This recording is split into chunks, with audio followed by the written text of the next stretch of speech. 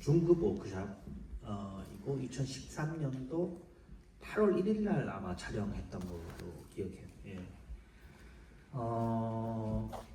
저는 그 뭐라고 할까 상업영화 연출부를 좀 거치고 학교에 좀 뒤늦게 왔거든요. 그래 뒤늦게 와서 제 동기들은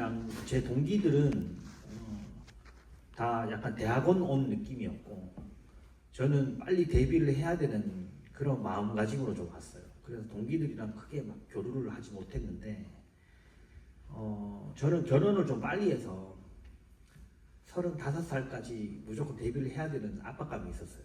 예, 그게 약속을 한 부분이 있어서 제가 33살 때 빨리 데뷔를 해야 된다라는 좀 그런 부담이 있었어요. 그래서 고민하다가 어느 날 좀 사람들이 단편 영화를 시나리오를 쓰고 찍고 하는 걸 보면서 드는 느낌이 재미가 너무 없는 거예요. 속된 말로. 근데 이게 보니까 이게 사람들이 만들고 싶은 영화랑 보고 싶은 영화는 좀 다르다는 생각이 들더라고요. 그래서 내가 메이커로 접근하지 말고 좀 관객으로 접근을 해보자. 나는 무슨 영화가 나오면 과연 개봉날 달려가서 극장에서 볼까라고 고민하다가 내가 제일 많이 본 영화가 뭘까라고 고민했어요. 그러다 보니까 제가 가장 많이 봤던 영화가 엑소시스트더라고요. 되게 고전인데 72년도 작품인데 근데 그 작품이 2시간짜리인데 1시간 50분 정도 계속 얘가 귀신이 들었나 안 들었냐 고민만 하다가 마지막에 한 10분 정도 구마 의식을 해요. 마지막 10분 정도. 근데 그 10분이 너무 재밌는 거예요. 그래서 그 10분을 즐기려고 앞에 1시간 50분을 참아야 되는 상황이 생기는 거죠. 그래서 이것만 주구장창 하는 영화를 한번 만들어 봐야 되겠다. 그러면 가능하지 않을까 해서 거의 자료조사에 있어서 이렇게 틀을 짜고 트리트먼트를 얼추 짜고 한예종에 입학을 했어요. 네, 그리고 이제 돈이 없으니까 한예종에 가면 이제 장비들이 좋으니까 그리고 스태프들도 있으니까 바로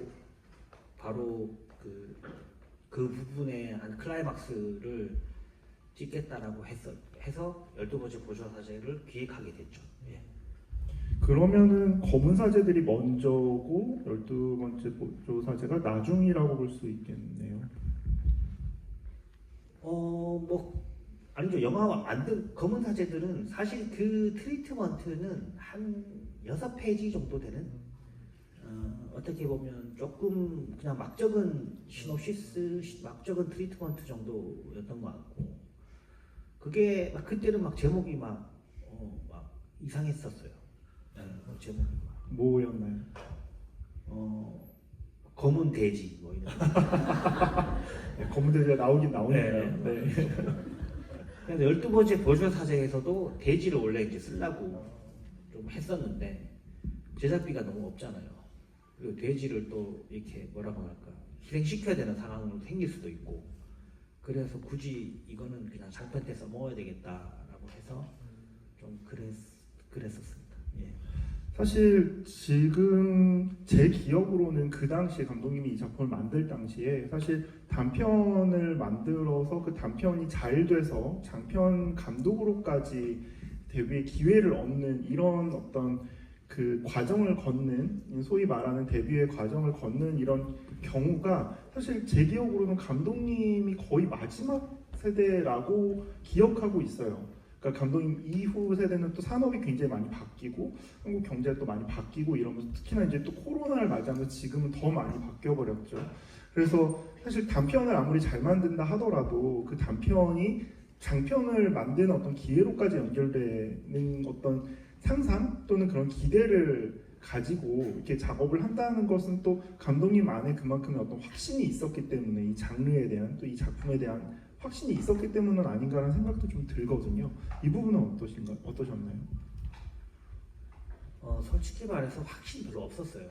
왜냐하면 정말 세트 지어놓고 진짜 돈 몇백만 원 들여서 세트 지어놓고 이거 찍어야 되나 말아야 되나 막 걱정도 되고 진짜 희대의 망작 나오는 거 아닌가 뭐 아니면 돈데 막 그런 걱정도 좀 되고 배우들도 그렇고 스태프도 그렇고 그때 이제 그냥 처음 보는 장면들과 막 대사들이랑 이런 게 많았어서 되게 두려웠었어요. 그래서 그냥 찍는 중간에 뭐 코믹으로 바꾸자 그냥 좀 이상하게 그냥 B급 코미디로 바꾸자 막 그런 얘기도 있었고 막 그랬어서 사실 막 감독이 저는 막 확신을 갖고 만든다는 건 좀 다 뻥인 것 같고 솔직히 말해서 그냥 항상 불안해 하면서 만들다 보면 어느 결과물이 나오는 것 같아요. 근데 이제 어떻게 좀 차갑게 생각하는 거, 좀 차갑게 생각을 많이 해서 좀 좋은 선택을 하게 되면 좋은 결과물이 나오는 것 같고 좀 감정에 휩쓸려서 좀 좋지 않은 결국 감독은 선택하는 직업이거든요. 감정에 휘둘려서 좀 냉정하지 못해하면 좀 뭐 좋지 않은 결과물이 나오고 그런 것 같습니다. 예.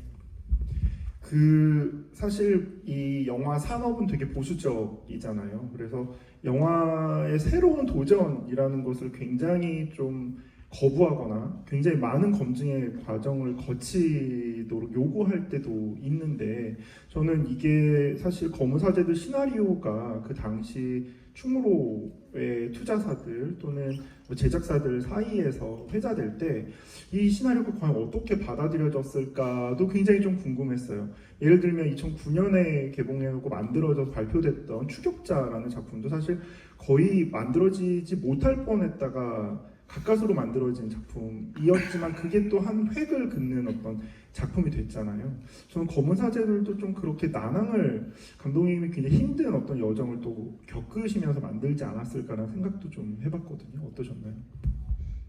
네, 항상 그 돈 주는 투자사들은 항상 좀 이상한 소리를 많이 하죠. 검은 사제들 같은 경우 제일 많이 들었던 얘기가 왜 이야기가 없냐고, 뭐 캐릭터만 있고 이야기가 없냐라고 말하고 사바 같은 경우는 이야기만 있냐 그러는 거죠. 네. 이야기만 있냐고 그러고 복잡하다 그러고 뭐 그런 얘기를 하고 파면은 뭐 이야기가 왜 두 개냐 그런 얘기도 듣고 이게 참 웃긴 게 이게 사람들 근데 이제 그 개인적인 사람들을 만나서 얘기 들어보면 그런 색다른 걸 이렇게 조금 약간 한 발짝 더 나가는 걸 좋아하는데 집단이 모이면 되게 보수적이 되는 것 같아요. 그러니까 회사 생활을 하다 보면 그래서 그거를 순전히 무시할 수는 없죠. 근데 뭐라고 할까? 왜 그걸 알고는 있다고 그러니까 알고 있고 작업에 임하는 거랑 그걸 그냥 무시하고 작업에 임하는 거랑은 좀 다른 것 같아요. 그래서 영화라는 매체는 저는 장점을 극대화시키면 살아남는다고 봐요. 이게 단점만 봉안하다 보면 그냥 어디서 많이 본 듯한 그런 영화가 나오는 것 같고 그냥 장점을 극대화해서 그냥 하게 만드는 작업이 저는 좀 영화라는 매체랑 좀 잘 어울리는 것 같고 저는 근데 운이 좋아서 미장센 단편영화제에서 상을 받고 그때 심사위원이었던 강동원 배우가 이 작품에 꽂혔었어요. 그래서 좀 많이 지켜줬죠. 그러니까 사실 스타 배우가 바로 캐스팅이 되니까 이거 뭐 이상한데 예산도 크게 안 들어. 그리고 신인 감독인데 이걸 또 찍어봤어. 그러니까 군말 없이 진행이 좀 어떻게 보면 수월한 프로젝트. 그래서 저는 진짜 겁났던 게 2014년 7월 1일 날 초고를 썼거든요. 초고를 썼는데 2015년 7월 1일 날 편집이 끝났어. 저는 제 인생에서 가장 후회하는 게 그 1년이에요. 왜냐하면 너무 급하게 영화가 진행돼서 제가 시나리오를 묵힌다는 개념을 몰랐어요. 시나리오는 쓰고 다시 한 달 뒤에 다시 보고 한 달 뒤에 다시 보고 하면서 계속 이 이야기와 거리를 두고 완성도를 계속 높여가야 되는데 정말 후딱후딱 다 진행돼서 사실 저는 영화를 눈 뜨고 볼 수 없을 정도의 완성도라고 생각해요. 저는 검은 사제들을 그래서 잘 못 봐요. 근데 잘 너무 좀 싫어했어요, 사실은. 굉장히 싫어하고 뭐 아픔도 많았고 마음에도 안 들고 해서 한 7, 8년 동안 한 번도 안 봤어요, 영화를. 근데 요즘 들어서는 가끔 TV 하면 이렇게 보는데 저 때 뭐 내 실력이 뭐 저랬지 뭐 하면서 그렇게 요즘은 좀 귀엽게 봐주려고 노력하는 중이에요. 그럼 만약에 다시 그때로 돌아가신다면 가장 많이 바꾸고 싶은 시나리오만 놓고 봤을 때 가장 많이 바꾸고 싶은 부분은 어떤 부분이실까요? 거의 대부분인 것 같아요. 거의 대부분인 것 같고 참 영화 감독이나 여기 연출 전공들도 많으시죠. 연출 전공들 손 한번 네. 예, 생각보다 많이 많으시네. 네. 다 연기 전공들인 줄 알았어요.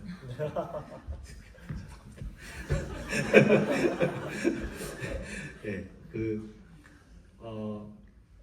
이게 참 영화 감독이란 게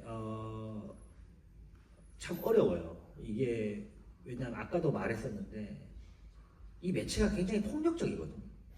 왜냐하면 여러분 보세요. 이 시커먼 곳에 한 번도 본 적도 없는 사람이 내 옆에 앉아서 2시간 동안 핸드폰도 못 보게 하고 강압적으로 틀어놓고 중간에 나가는 것도 좀 이상하고 진짜 소리도 크게 웃지도 못하고 정말 이렇게 압박을 하는 매체잖아요. 그리고 산업적인 측면에서도 나의 결정으로 몇십억, 몇백억이 왔다 갔다 하는 그런 산업이거든요. 그래서 이 산업이 되게 너무너무 힘들고 폭력적이에요. 그래서 보는 사람들 입장에서는 2시간 동안 이렇게 가둬놓고 멱살을 못 잡고 가면 지루해하죠. 그리고 현장에서도 산업적인 측면에서도 되게 내가 어떤 선택을 하냐에 따라 굉장히 그리고 아이러니한 게 모든 결정을 하는 감독이 제일 경험이 없어. 보통 그렇잖아요. 배우들보다 제가 영화를 더 많이 찍어보진 않았으니까. 그래서 이게 참 어렵고 가끔은 좀 폭력적이라는 생각도 많이 들고 그리고 정말 영화를 많이 찍고 싶지 않은 저도 그래서 정말 영화 촬영하는 거 싫어하거든요. 그래서 좀 힘든 직업인 걸 빨리 인정하는 게 좀 편하다는 생각이 들긴 해요. 예, 아무튼 그래서 검은 사제들 같은 경우는 감독이 다 해야 되는 줄 알았어요. 제가 실수한 건 감독이 다 해야 되는 줄 알았어. 왜냐하면 단편 영화를 찍다가 내가 원하는 그림 보통 그러잖아. 감독이 원하는 그림이 뭐야? 다들 그렇게 하잖아요. 그리고 뒤에서 수근거리죠. 감독이 원하는 그림이 없어. 그래서 저는 감독이 내가 원하는 그림을 찍으려고 했어요. 근데 그게 패착이었어요.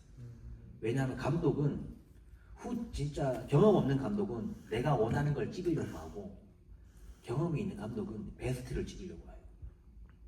그래서 좋은 배우와 좋은 스텝을 쓰는 거예요. 왜냐하면 내가 원하는 걸 찍으면 그냥 찍을 수도 없어요. 사실 사람을 움직이는 게 쉽지 않거든요. 하나하나 다 설득해야 돼요.